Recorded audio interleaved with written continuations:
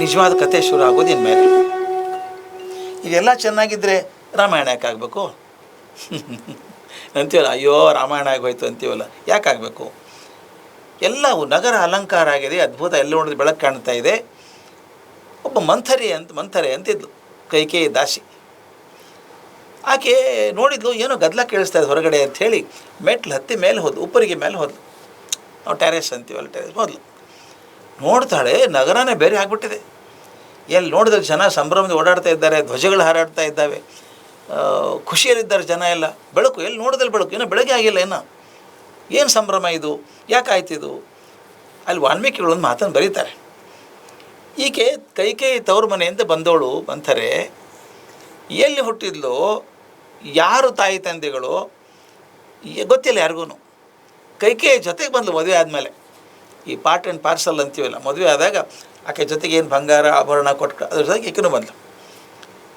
ಕೈಕೇಯಿ ಪುಟ್ಟ ಮಗು ಆಗಿದ್ದಾಗಿಂದ ಆಲೈಕೆ ಮಾಡಿ ಬೆಳೆಸಿದಂಥವಳು ಅಂತಾರೆ, ಹಿರಿಯ ದಾಸಿ ಅಂತ ಕಳಿಸಿದರು. ಆಕೆ ಗೂನೆ, ಬೆನ್ನು ಬಾಕೊಂಡು ಹಿಂಗೆ ಗೂನಿದ್ದು. ಆಕೆ ಬಂದು ನೋಡಿದ್ಲು, ನೋಡ್ತಾಳೆ, ಗಂಧ ನೀರು ಹಾಕ್ತಾ ಇದ್ದಾರೆ, ಘಮಘಮ ವಾಸನೆ ಬರ್ತಾ ಇದ್ದಾರೆ ದೂರಿಂದ. ಇದೆಲ್ಲ ಅಲಂಕಾರ ಯಾಕಾಯಿತು? ಪಕ್ಕದಲ್ಲಿ ಇನ್ನೊಬ್ಬ ದಾಸಿ ಕೇಳಿದ್ಲಂತೆ. ನೋಡಿ ಕೊಂಕ ಮಾತು ಹೆಂಗಿದೆ. ಪಕ್ಕ ದಾಸಿ ಕೇಳೋದು, ಏನಮ್ಮ ನಿಮ್ಮ ರಾಮನ ತಾಯಿ ಕೌಶಲ್ಯ ಅನ್ನೋಕ್ಕೆ ತಯಾರಿಲ್ಲಕ್ಕೆ, ನಿಮ್ಮ ರಾಮನ ತಾಯಿ ಮಹಾ ಜಿಪುಣೆ ಯಾಕೆ? ಇಷ್ಟೊಂದು ದುಡ್ಡು ಖರ್ಚು ಮಾಡಿದ್ದಾಳೆ, ಊರಿಗೆಲ್ಲ ದೀಪ ಹಚ್ಚೋಕೆ ದುಡ್ಡು ಕೊಟ್ಟಿದ್ದಾಳೆ, ಹಣ ಕೊಟ್ಟಿದ್ದಾಳೆ, ಅಲ್ಲಿ ದಾನ ಮಾಡಿರಬೇಕು. ಸಂಭ್ರಮದಲ್ಲಿದ್ದಾರೆ ಜನ, ಯಾಕೆ? ಏನು ಸಂತೋಷ ಜನಕ್ಕೆಲ್ಲ?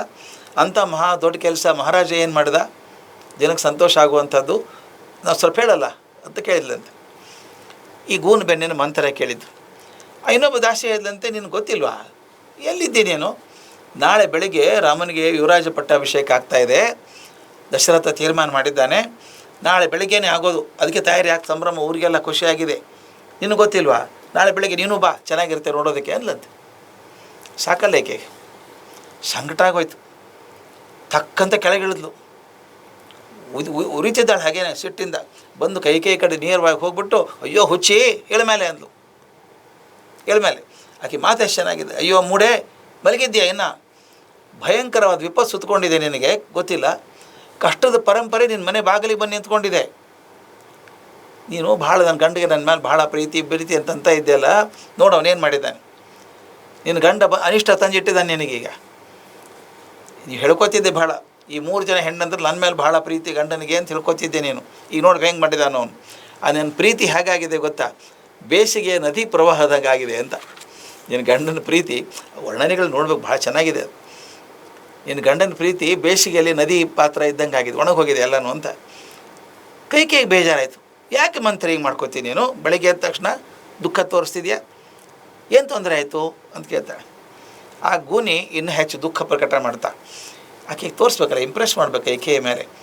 ಜಾಸ್ತಿ ದುಃಖ ಆದಂಗೆ ತೋರಿಸ್ಕೊಂಡ್ಬಿಟ್ಟು ಕೈಕೇಯಿಗೆ ಅಗದಿ ಒಳ್ಳೆ ಮಾತೇ ಹೇಳ್ತೀನಿ ಅನ್ನೋ ಹಾಗೆ ಹೇಳ್ತಾಳೆ. ನೋಡು, ನಿನ್ನ ಸಂಚು ನಡೆದಿದೆ, ನಿನಗೆ ಗೊತ್ತಾಗಿಲ್ಲ, ನಿನ್ನ ಬೆನ್ನ ಹಿಂದೆ ರಾಮನಿಗೆ ಯುವರಾಜ ಪಟ್ಟಾಭಿಷೇಕ ಮಾಡ್ತಾರಂತೆ ಬೆಳಗ್ಗೆ. ನಾನು ಸಂಕಟ ಆಗೋಯ್ತು ಕೇಳಿ, ಹೆದರಿಕೆ ಆಯಿತು. ಹೆದರಿಕೆ ಆಗಿ ಗೊತ್ತಾ, ನಿನ್ನ ಗತಿ ಏನು, ನನ್ನ ಗತಿ ಏನು, ರಾಮ ಆಗಿಬಿಟ್ರೆ ಅಂತ ಗೊತ್ತಿಲ್ಲ ನಿನಗೆ. ಏನಾದರೂ ಒಳ್ಳೇದು ಮಾಡೋಣ ನಿನಗೆ ಹೇಳೋಕೆ ಬಂದೆ ನಾನು. ನಿನಗೆ ದುಃಖ ಆದರೆ ನನಗೂ ದುಃಖ ಆಗತ್ತೆ, ನಿನಗೆ ಗೊತ್ತು.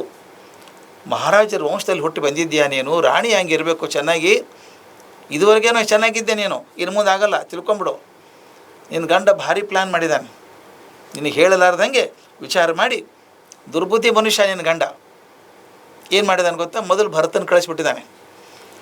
ನೋಡಿ ಯಾಕೆ ರೀಡಿಂಗ್ ಎಷ್ಟು ಚೆನ್ನಾಗಿದೆ ನೋಡಿ ಯಾಕಿದು. ಮೊದಲು ಭರತನ ಕಳಿಸ್ಬಿಟ್ಟಿದ್ದಾನೆ, ಸೋದರ ಮಾವನ ಮನೆಗೆ ಹೋಗು ಅಂಥೇಳಿ. ಅವನು ಕಳಿಸಿ ನೀರಾತಂಕ ಮಾಡ್ಕೊಂಬಿಟ್ಟ ರಾಮನಿಗೆ ಮಾಡೋದಕ್ಕೆ. ಅದು ಮಜಾ ಹೇಳ್ತಾರೆ, ರಾಮನನ್ನು ನಿಷ್ಕಂಟಕ ಮಾಡಬೇಕಾದ್ರೆ ಭರತ ಹೋಗ್ಬೇಕು ಎಲ್ಲಿಂದ. ಮತ್ತು ಅದೇ ಮಾತೇ ಬರೋದು. ನಾನು ಹೇಳ್ದಲ್ಲ, ಇನ್ನೇ ಪ್ರಶ್ನೆ ಕೇಳಿದ್ದೀನಿ ನಾನು, ಈ ಸೂತ್ರ ಮುಂದೆ ಸಿಗತ್ತೆ ಅಂತ.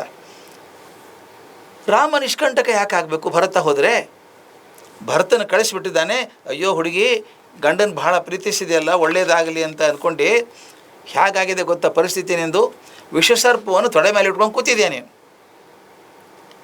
ವಿಷಸರ್ಪ ಹೇಗೆ ಏನು ಮಾಡ್ತದೋ ಹಾಗೆ ಶತ್ರು ಹೇಗೆ ಮಾಡ್ತಾನೋ ಹಾಗೆ ಜನ ಗಂಡ ಮಾಡಿದ್ದಾನೆ ನಿನಗೆ. ಆಕೆ ಒಂದೇ ಉಸಿರಲ್ಲಿ ಗಂಡನ ಬಗ್ಗೆ ಕೋಪ, ರಾಮನ ಬಗ್ಗೆ ಸಂಕಟ ಎರಡೂ ಹೇಳ್ತಾಳೆ ಆಕೆ. ಆ ಪಾಪಿ ನಿನಗೆ ಸುಳ್ಳು ಹೇಳಿದ್ದಾನೆ, ರಾಮನನ್ನು ಸ್ಥಾಪಿಸಿಬಿಡ್ತಾನೆ.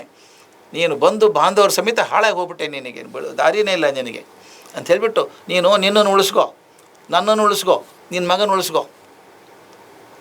ಇದೆಲ್ಲ ಬಡ ಬಡ ಬಡ ಹೇಳಿದ್ಲಕ್ಕೆ. ಹೇಳಿದ ತಕ್ಷಣ ಏನಾಗಬೇಕು ಅಂತ ರಿಯಾಕ್ಷನ್ ಭಾಳ ಚೆನ್ನಾಗಿದೆ. ಕೈ ಗಾಬರಿ ಆಗಬೇಕಲ್ವಾ, ಎದ್ದು ಕೂತ್ಕೊಡ್ತಾಳೆ, ಜೋರಾಗಿ ನಕ್ಕು ಬಿಡ್ತಾಳೆ. ನಕ್ಬಿಟ್ಟು ತನ್ನ ಕೊಳ್ಳಲಿರುವಂಥ ಅತ್ಯಂತ ಬೆಲೆ ಬಾಳುವಂಥ ವಜ್ರದ ಹಾರ ತೆಗಿತಾಳೆ. ತೆಗೆದುಬಿಟ್ಟು ಕೈಕೇಯಿ ನೋಡಮ್ಮ ತಂತ್ರೆ, ಇಂಥ ಒಳ್ಳೆ ಸುದ್ದಿ ತಂದೆಯಲ್ಲ ಎದ್ದ ತಕ್ಷಣ ಬೆಳಗ್ಗೆ ನನಗೆ. ಎಂದೂ ಕೊಟ್ಟವಳಲ್ಲ ಒಳ್ಳೆ ಸುದ್ದಿ, ನೀನು ಬರೀ ಕೆಟ್ಟ ಸುದ್ದಿನ ಹೇಳೋಳು. ಎಂಥ ಒಳ್ಳೆ ಸುದ್ದಿ ಕೊಟ್ಟು, ಇದಕ್ಕಿಂತ ಒಳ್ಳೆ ಸುದ್ದಿ ಕೊಡೋಕ್ಕೆ ಸಾಧ್ಯವೇ ಇರಲಿಲ್ಲ ನಿನಗೆ. ನೋಡು, ನನಗೆ ರಾಮನು ಒಂದೇನು ಭರತನು ಒಂದೇನೆ. ಅದರಲ್ಲಿ ನನಗೆ ರಾಮನ ಮೇಲೆ ಜಾಸ್ತಿ ಪ್ರೀತಿ. ಅದು ಒಂದು ರಾಮನಿಗೆ ನನಗಿಂತ ಕೌಶಲ್ಯಕ್ಕಿಂತ ನನ್ನ ಮೇಲೆ ಜಾಸ್ತಿ ಪ್ರೀತಿ ಇದೆ ಅವನಿಗೆ, ಅದು ಗೊತ್ತು ನನಗೆ. ರಾಮೇವ ಭರತೇವಾಹಂ ವಿಶೇಷಂ ನೋಪಲಕ್ಷ್ಯತೆ ಅಂತ ವಾಲ್ಮೀಕಿ ಮಾತು. ಇಬ್ಬರು ಒಂದೇ ಥರ ನನಗೆ, ಬೇರೆ ವ್ಯತ್ಯಾಸನೇ ಇಲ್ಲ. ಭರತನು ಒಂದೇ, ರಾಮನು ಒಂದೇ. ಇಂಥ ಆನಂದ ಸುದ್ದಿ ಹೇಳಿದ್ದೆಲ್ಲಮ್ಮ ನೀನು, ಇದಕ್ಕಿಂತ ದೊಡ್ಡ ಸುದ್ದಿ ಜನ್ಮದಲ್ಲಿ ಎಂದೂ ಹೇಳಿಲ್ಲ ಗೋನೆ ನೀನು ಅಂತಂತಾಳೆ. ಅಂದಾಗ ಆಕೆ ಗಾಬರಿ ಆಗ್ತದೆ. ಇನ್ನೇನಾದ್ರು ಬೇಕಾದ್ರೆ ಕೇಳ್ಕೊಡ್ತೀನಿ, ನಿನಗೆ ಬಾರಿಸು, ಒಳ್ಳೆ ಸುದ್ದಿ ಕೊಟ್ಟಿದ್ದೀಯಾ ಅಂತ ಹೇಳಿದಾಗ ಅಲ್ಲಿ 7ನೇ ಸರ್ಗ ಮುಗಿತು.